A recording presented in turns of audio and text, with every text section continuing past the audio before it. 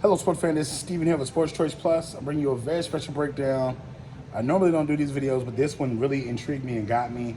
But it's who would you rather have in their prime video? Before I get right into that, I want to make sure you're subscribed to the YouTube channel so you can get all the updates and all the breakdowns. Without further ado, let's get right into it. Who would you rather have in their prime? You got Beast Mode Marshawn Lynch, you got Chris Johnson, and you got LeSean McCoy, Shady McCoy, if you will. Three prolific running backs during my time period of NFL watching. And you got three running backs that literally led in different ways. They did their thing on the field. They were dominant in their ways. So I'm going to break down why I would pick the running back that I would pick. We're going to start off with the obvious. The guy that's probably the most decorated, that we know the most of. We're talking about Beast Mode, Marshawn Lynch. We're talking about Beast Mode set his own tone. No matter if it was with the Buffalo Bills, no matter if it was with the Raiders, didn't matter if it was Seattle Seahawks. Beast Mode had a punishing style. When he turned on Beast Mode and he started eating his Skittles, you knew what time it was. Especially when he was on the West Coast and he started getting hyphy, you knew what time it was because the Gold Grill was out. You knew what time it was. He was in the game talking shit. He was really getting busy on the field. He was leading the team in rushing. He was doing what he wanted to do. That's Beast Mode. That's just the story of who he is. It's more enigmatic to what he stood for and just an attitude. It was a ferocious kind of attitude that you just like, this is Beast Mode, like, in your face. So you didn't really have the production that was there to say, okay, this is a 2,000-yard rusher or something like that, but he still got the job done.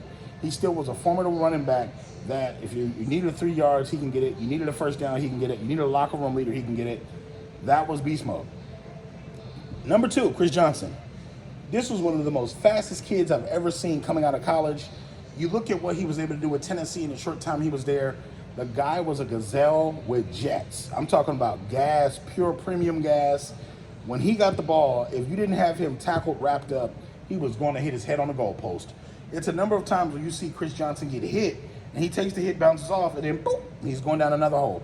You hit him in the A gap, boop, he's going to the B gap. If you don't stop this guy from moving forward, he's going east and west on you, and then he's getting up the field. Besides Reggie Bush, I've never seen anybody with the kind of acceleration and speed that was 99.99, like in a video game. So he could hit a corner, stop, plant, go, boom, and he's going another way. And it was interesting because not only did he carry the Titans for so many years, I don't think he gets the respect that he should have as being CJ2K. For having that 2,000-yard season and what he was able to bring to the Titans organization, the kid was a fucking monster. He did exactly what he was supposed to do. Now, mind you, a little off-the-field stuff kind of derailed a little bit of his career, but this kid was pure gas money. And you think about when he carried those teams with Vince Young on him, he carried the teams, so many different teams with different quarterbacks on them, with bad coaching. You know, when the Titans had a good defense, he was carrying them. So he's probably the best running back that the Titans have had. I know they got Derrick Henry. It's a little different with CJ2K. It's a little different with that man because that he was able to catch out the backfield, run out the backfield, play a little wide receiver if he needed to. He was a little bit more versatile than Derrick Henry was. And then you get to the last one, LeSean Shady McCoy. Not only was the guy dancing, giving you what you wanted when he scored, but he was giving you that crazy work. He was giving that crazy work. Look at them highlights. When he played NFC East people, the Jukes, the Mad Hops, to being able to, now you're going, boop, boop, spigot, new ankles. He was giving you everything plus more. He was giving you a little bit of a sauce. He was giving you a little bit of juice, whatever you want to call it. He was working these dudes. The defense was essentially getting worked. So with that being said, LeSean McCoy, Shady McCoy was out there doing it. If I had my choose of the three, I have to go with Shady McCoy. Because not only was he dominant during his time, you know that essentially he's the leading rusher for the Philadelphia Eagles.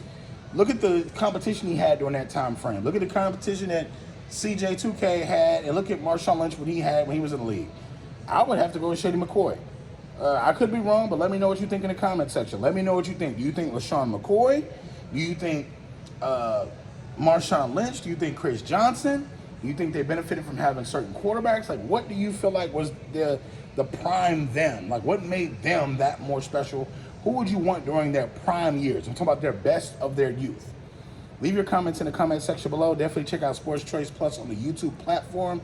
Make sure you're sharing it on your Facebook. Make sure you're spreading it on your Twitter, on your timeline. Anything that you have that you can share, make sure you're sharing it. And definitely check out Sports Choice Plus on the YouTube platform right here. each and every week for some of the hottest debates, hottest talk tos, and all the hottest information that you've seen. I'm your host, and we'll see you next week.